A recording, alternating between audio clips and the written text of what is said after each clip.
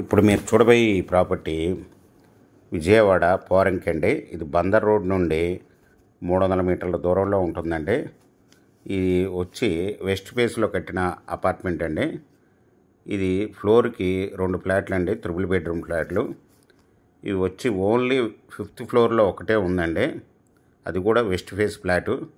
ఇది plinth area 1415 అండి, common 300 అండి, కార్ పార్కింగ్ 100, అన్డివైడెడ్ షేర్ వచ్చి 62 గజాలండి.